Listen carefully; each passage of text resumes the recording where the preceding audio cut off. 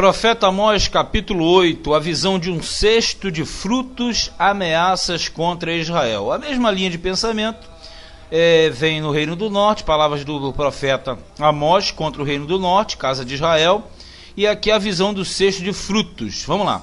O Senhor assim me fez ver, e eis que um cesto de frutos do verão, e aí você tem que entender que é verão da região da Palestina, e disse: que vês, Amós? E eu disse: um cesto de frutos do verão. Então o Senhor me disse: chegou o fim sobre o meu povo Israel. Quando ele fala chegou o fim, é o cativeiro, né? Estava próximo à destruição. Daqui por diante nunca mais passarei por ele, mas os cânticos do templo serão ouvidos naquele dia. Aqui é uma relação, ele está falando que vai destruir a casa do norte, mas o templo fica no sul. Ele está dizendo que ele destruiria o norte, mas o sul permaneceria de pé, diz o Senhor. Multiplicar-se-ão os cadáveres, em todos os lugares serão lançados fora em silêncio. Os cadáveres, no caso, aqueles que morreriam e morreram no conflito, né? Ouvi isto, vós que anelais quer dizer que vocês que querem, né? Vocês que esperam, né? No caso, né, quando fala, vós que anelais o abatimento do necessitado e destruís os miseráveis da terra, ou seja, a exploração que eles faziam, na verdade, né? Eles esmagavam e os de menos condição e automaticamente eles esperavam, né, esse lucro que vinha em cima. Aí diz mais no 5, dizendo: quando passará a lua nova para vendermos o grão, e o sábado para abrirmos os celeiros de trigo, diminuindo o efa e aumentando o ciclo, e procedendo dolosamente com balanças enganadoras. Vamos lá. Quando ele fala, quando passará a lua nova, porque a lua nova era a viração do mês, durava uma semana. Quando passará o sábado era o feriado semanal, para abrirmos os celeiros, ou seja, eles queriam vender. Então eles queriam passar por cima dos dias sagrados de Deus, para que automaticamente levasse vantagem com a venda. E diz, diminuindo o efa, porque eles roubavam no efa. O efa, como era um instrumento de medida de cereais, eles costumavam botar um fundo falso no efa, né, que é o vasilhame. E ali a pessoa pensava que estava levando 1 quilo, estava levando 800.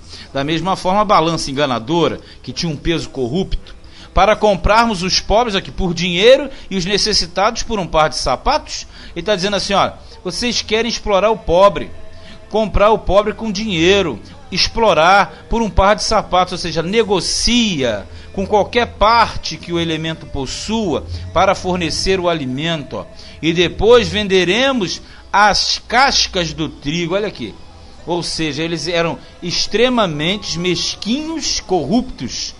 E isso era muito mal aos olhos de Deus. Jurou o Senhor pela glória de Jacó: eu não me esquecerei de todas as suas obras para sempre. Por causa disso, não se comoverá a terra, e não chorará todo aquele que habita nela. Certamente levantar-se-á toda como um grande rio, e será arrojada, e se submergerá como o rio do Egito. Ele está dizendo assim, olha, eu não vou me esquecer disso que vocês estão fazendo, não. Eu vou puni-los, eu vou lançá-los longe da terra. Ele está se referindo ao cativeiro assírio.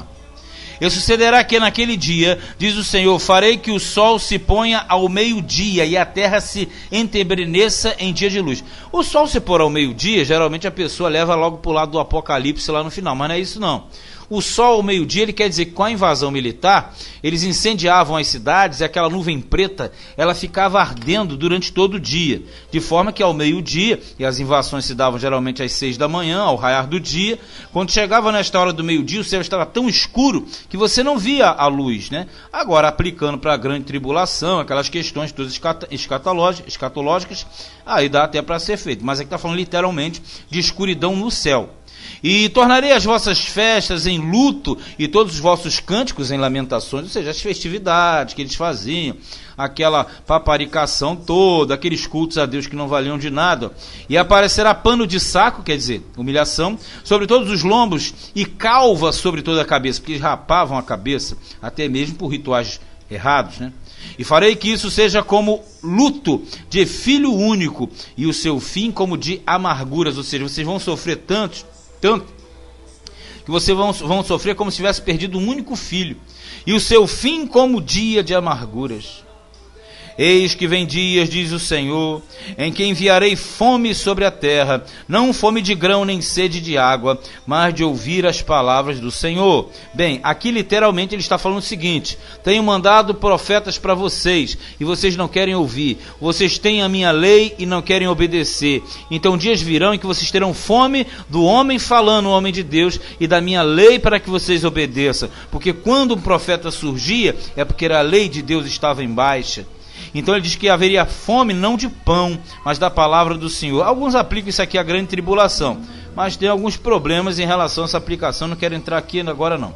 12. E irão errantes, errante não é o que erra, errante é sem destino, tá? De um mar ao outro mar, ou mar ao outro, quer dizer, o Mediterrâneo, que é o verdadeiro mar, ao mar da Galileia, a parte de cima, ou o mar do sul, que é, na verdade, o mar morto, né? E do norte até ao oriente. Correrão por toda parte, buscarão a palavra do Senhor e não a acharão. Por quê? Não haverá mais quem ensine a palavra de Deus, porque eles desprezaram. Naquele dia, as virgens formosas e os jovens desmaiarão de sede, porque está falando do fim do reino, né? Os que juram pelo delito de Samaria, isso aqui é o que jurava, é o que fazia voto, dizendo: como é certo viver o teu Deus, ó Dan, e como é certo viver o caminho de Berseba, esses mesmos cairão e não se levantarão mais. Por quê?